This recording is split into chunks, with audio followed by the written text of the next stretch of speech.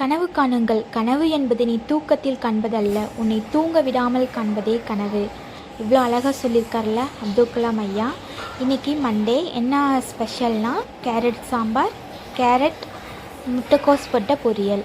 நான் ஃபஸ்ட்டு தேவையான தக்காளி, வெங்காயம் இதெல்லாமே கட் பண்ணி வச்சுட்டேன்.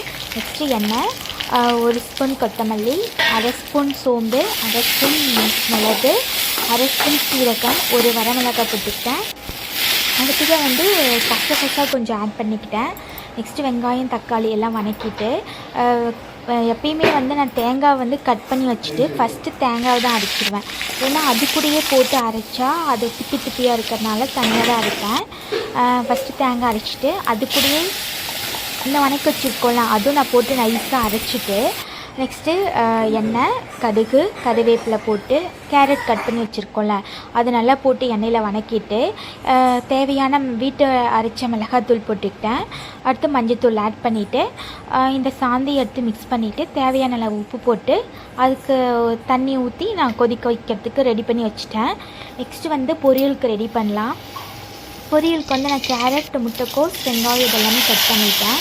நெக்ஸ்ட்டு எண்ணெய், கடுகு, உளுந்து, கடலப்பருப்பு, நெக்ஸ்ட்டு வரமிளகா, கருவேப்பிலை இது போட்டு நல்லா வதக்கிட்டு வெங்காயம் போட்டு நல்லா வதக்கிட்டு ப்ரௌனிஸாக வர வரையும் நெக்ஸ்ட்டு கேரட்டு, முட்டைக்கோஸ் போட்டு ஃபுல்லாக வதக்கிட்டேன். அது பச்சை ஸ்மெல் போகிற வரையும் வதக்கின பின்னாடி இப்போ இறக்குற சமயத்தில் நான் தேங்காய் திருவி வச்சுருந்ததை அது கூட ஆட் பண்ணி நல்லா கலந்து விட்டுட்டேன். நெக்ஸ்ட் எல்லாம் ரெடி பண்ணியாச்சு. அடுத்து லன்ச் ஹஸ்பண்ட்க்கு லன்ச் ரெடி பண்ணணும். அது சாப்பாடு, குழம்பு அண்டு பொரியல் இதெல்லாம் போட்டு பேக் பண்ணிட்டேன். அதுக்கப்புறம் சர்வீஸ் குட்டி பேக்கில் எடுத்து வச்சுட்டாரு.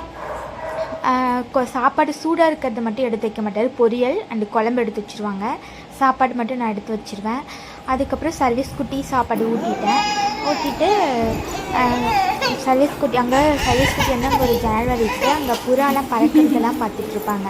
இப்போ எப்பயுமே குழந்தைங்க ஜாலியாக அவங்க எப்போ தூங்குறாங்களோ அது மாதிரி தூங்க வச்சுட்டு கரெக்டாக அதிகமாக தூங்கக்கூடாது. ஒரு நாளைக்கு ஒரு 2 டைம் தூங்கலாம்.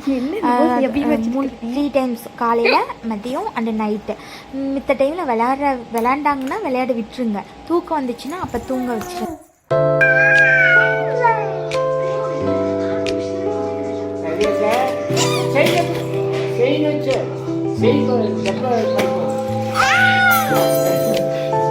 செய்யணும் சாமி ஒரடி